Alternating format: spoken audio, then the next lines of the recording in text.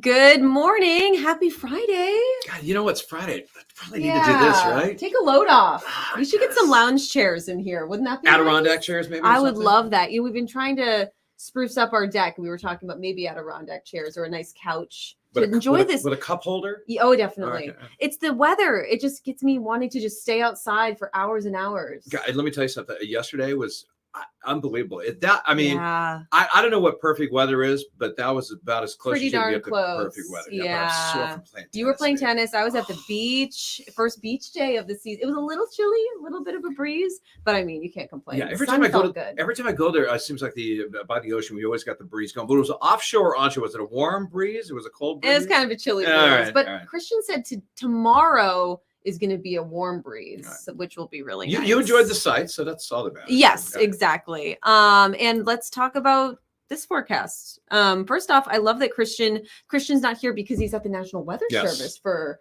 an event or conference or something. So I'm excited to hear how that goes. He's learning about big ridges of high pressure or something like that. Science, isobar maps, all smart that stuff. people things. Good morning, Valerie. Valerie says it looks like rain is coming in Kennebunkport, and that is definitely possible because Christian was tracking some isolated rain and storms, but it should be short-lived, which is good. In the AM, he said, for the most part. So it looks like it's looking pretty good for later today, including if you want to head out to the Sea Dogs game. Tonight, 6 o'clock, weather's looking good. Also, if you have some high school sports you're going to watch, going to be great by this afternoon around 4 o'clock. Yes, and so I love that Christian used my picture. I took this earlier this week on Back Cove, and it was just, every day this week was beautiful. I know. And you know what? I'm not going to say we're spoiled. We deserve it. After going through like 98 straight days of rain. People were struggling. Becky says a little overcast in Auburn. Definitely we'll see more sunshine later on, which is good. And it's going to be really nice. If you're heading to the beach, warm temperatures Saturday. It's going to be cooler for Mother's Day on Sunday.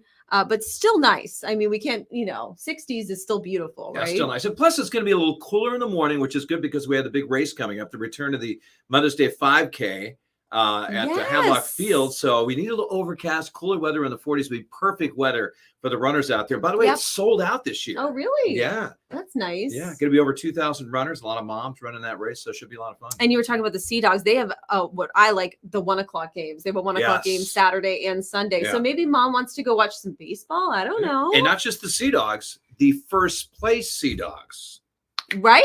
Yeah. Yes. What's the deal? Yeah. They're just doing really good. They are having a great season. And this weekend, it's not just playing a game. They're playing the Somerset Patriots, who, by the way, they're the affiliate of the New York Yankees.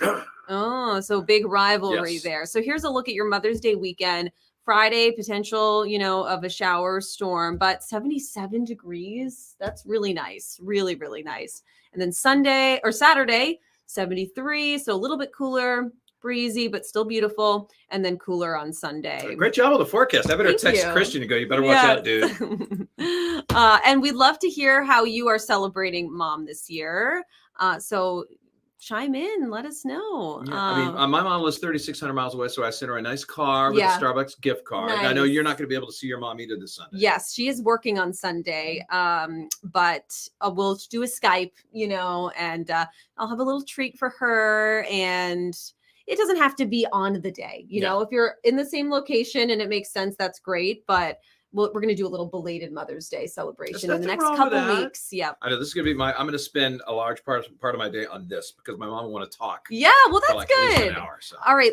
So talking about just a couple trending stories this week, I want to pull up this video about, if we can, is it going to play? There you go. Ready, go. Oh no, what is going on? Freezing? I think it's frozen. All right, we're going to try something else. Well, tell us about the tiny homes. We're going to add us and remove this. There you go. All right, so tiny homes. Well, you look for the video on WGME.com or whatever. I did a story on Wednesday, and it's been all over social media, our website, about the emergence of tiny homes. And we interviewed a woman named Armella Brown. She lives in Denmark, and she's had a tiny home since about 2019, I think. It's about 250 square feet. Can you believe that? 250 square feet. Yes. That's the bottom. That's the bottom floor. Okay. She has a couple of lofts, a bedroom and everything. So anyway, she lives there with her dog and 2 cats, and she spent $76,000 on it. And how about her bill? Her mortgage and the land she owns, it's about $1,000 a month. Okay.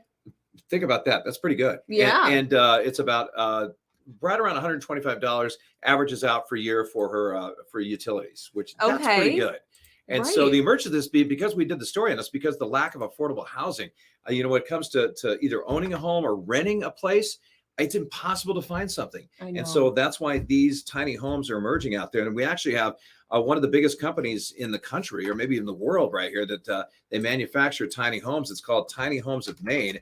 And they've sold 106 tiny homes over the last a couple of years, and including they've shipped one all the way to South Carolina. So it's not just Maine, and also they're taking orders from overseas. That's what I thought was so interesting. Do you know where overseas? She just said overseas, meaning I would imagine Europe or whatever. So right, finally bringing it up. I know. Thanks for bearing with us. Right. I'm going to share the screen. Tiny homes. There you go. So let's just show some pictures. Or I guess that's going to show the video. All right, there's some pictures right there. That's the inside. And she's really active on social media, right? Yeah, she has the name of she's on Instagram. So if you want to follow her, it's called My Tiny Little House. She's got almost 2,000 followers, and she features all kinds of pictures of the inside of her home. And let me tell you something. Okay, this is not just for minimalists, but however, this is a good way to get rid of some of your stuff. That's what I was saying. Yes. Yeah. Get rid of all the junk, right? And this is what I found out. I found out there's so many creative ways you can store things. I mean, I didn't know they have couches that have drawers in them. You can store things in there. It's so smart. They take advantage of every single little spot. Nook and cranny. Nook and cranny, exactly. So there it is right there. It's the end of a dirt road. And now the rules for Maine, when it comes to a tiny homes, there are rules, by the way. It has to be under 400 square feet. And it has to be on a chassis, so on like a trailer, with wheels. Okay, I see that right there. Yes. Yeah. So that's what it is right there. But you can set it up kind of like what a mobile home would look like. You can put things over the bottom. Some wood or something to make it look like, that it's not a tiny home on wheels. This is nice. Yeah. And if you go on the insides of these things, I mean, they're super nice on the inside. Just ask Prince Harry. Yeah, I know. That's the beauty of ads on our website. So there's the ladder. So her bed's up there. Yeah. Okay. And it doesn't look too cramped. No, not at all. And she did say this, that with the dog and 2 cats and just her, it's perfect. However, she said she could probably fit one more person, but anything beyond that in her size house, she said would be way too much. Okay. So that's fair. Yes. Yeah. She already has a couple pets. Exactly. So that's enough. But anyway, she loves it. And so many other people are doing it. It's, I talked to the person that's in charge of land use in Lewiston. She said her phones are ringing off the hook. The woman, Corinne Watson up at Tiny Homes of Maine, said the same thing. Their phones have been ringing off the hook. And been getting all kinds of emails. So many people are interested in getting a tiny home to bring down their expenses too. Yes. Well, talk about affordable housing and how it's such a big issue. Yeah. And this is a solution, so I bet it's going to just continue to become more popular. Yeah. So more and more people are doing it. And again, Tiny Homes of Maine. I mean, if you look at their website, I mean, they're constantly going through construction. Of course, it took them a while because of the shortage of supplies, but they're up full and running. So if you're interested, make sure and reach out to them. Tiny Homes of Maine. They're located in Holton, by the way. Yeah. Well, good morning, Beverly. We've got some people tuning in. Thanks so much for joining us on this beautiful Friday. I wanted to pull up this other screen. Stop showing that one and share this other one. This is just always fun to do on the fly. There you go. So I thought we ran this story this morning. Seabags had reached out, and I thought this would be really cool to share because it's a great Maine-based company. If you're not familiar, they create bags and accessories out of recycled sails. And so what a great way to repurpose these sails because they're so durable. Yeah. Imagine how much they can go through. And then when you don't need them anymore, what do we do with them? Well, let's make them into a beautiful bag. And if not, they'd be either floating around in the ocean or in a landfill somewhere. Yes. Look at all the things they can make with even a chair. Yeah. That's gorgeous. Yeah.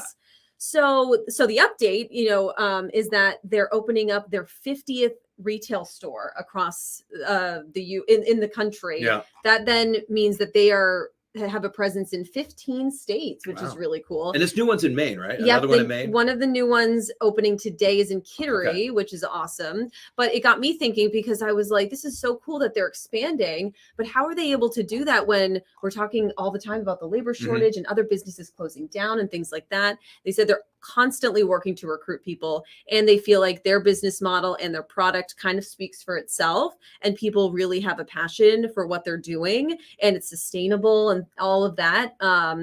It helps them to recruit people and keep them, you know, and to staff these new locations. And I mean, the products do speak for themselves. They are very high quality. And, you know, I got the chance to interview a woman that is the captain of their sailing team. I don't know if you knew this, but Seabags has a sailing team, all women crew, and they compete all over the world, and they're really successful. So this company, not just sustainable, they're all over the place. They are. They practice what they preach. Look how beautiful. And I also asked them about. And you own one, by the way. I do. I have one, and it has not failed me. But look at that. I love like some of the colors. Yeah. Yep. And look at the flower over here, the daffodil bucket. Yep. Oh, cool. I know. And I have like a little clutch too.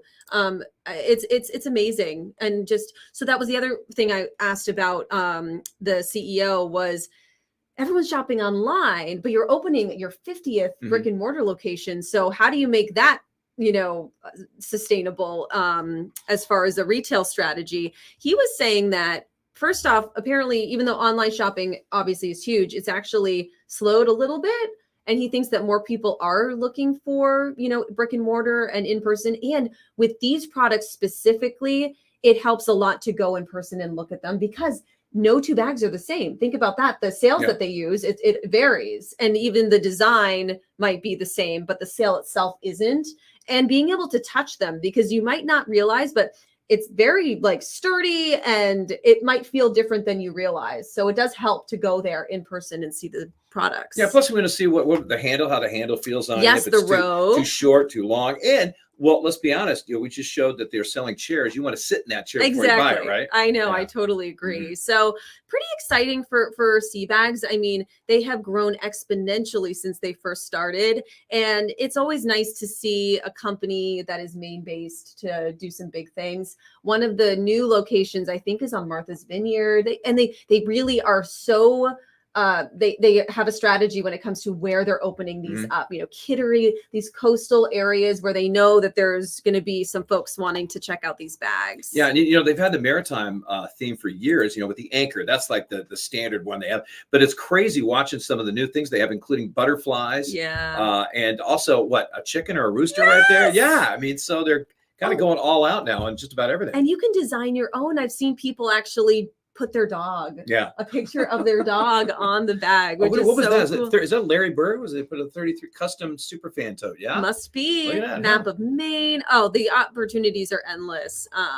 So very, very cool. Oh, wait a minute, go down. Look how cool that mermaid one is. We keep scrolling down. All right. There's a crab. I like the crab. We saw I like the mermaid. Turtle. There it is, right there. That's really cool. I mean, especially the Little Mermaid coming up. I know, you're right. All right. Here's our final story of the day, Jeff. Oh, God. This is my fault. We're airing this I know. Story. I don't know why you pitched this, but you did. So here you go. This is a toilet with Hulk right here. Okay, these are called superhero toilets, and you can actually buy those. And they're billed as something for your man cave or home theater bathroom for all the fans of DC and also Marvel. Look at that. I can't. Marvel superheroes. All right, here's a list of them, just in case you're wondering. Besides Hulk, they have Spider-Man, Superman, Batman, Iron Man, Captain America, and Thor. And you could buy those now. I'd searched for about 5 minutes. I could not find how much they are, but I could tell you this is how they described them: stylish and whimsical toilets. Oh, stylish, whimsical? Whimsical. No. Yeah, that's what they said. I know, but I disagree. Yeah. But if I had to buy, if you had to buy one, like say your husband's like, honey, we have to buy one of these. No! Like, which one would you let him have? Never, none. Absolutely not. I wouldn't even go if that was the only restroom that I could use, like somewhere. I wouldn't go. Nope. Especially the Hulk. Look at that Hulk one. I know. He's angry. Of course, well, that's his character's angry. Your local Perry. We're gonna end on this beautiful. Just don't end on the superhero toilet. Nope, we're moving right along. Look at this. Your beach forecast for today and the weekend. And some beautiful just images. Next week, cooler, but how about that? Yeah. That looks great. Any moms tuning in, happy Mother's Day. Hope you have a wonderful weekend and just get outside. All right. And folks, right? here's today's Friday. Okay. I have all day Friday, all day Saturday to go out and get something special for your mom, even if it's a card, a gift card, some flowers, some balloons, whatever. So forewarned, you have 2 days to do it. Okay. Don't all of a sudden wake up Sunday morning and go, oh, I forgot. Yeah. Friday and Saturday, you get 48 hours to do it. So go do it. And it doesn't have to be a gift. It could be a gesture. It could be cleaning up, the yard or, anything. Just make her feel special. Or a little coupons to say, I'll wash your dishes. I'll rub your shoulders. Yeah. Awesome. All right. Well, have a great weekend, everybody. And we'll see you Monday morning on Good Day Maine. Absolutely. Happy Mother's Day.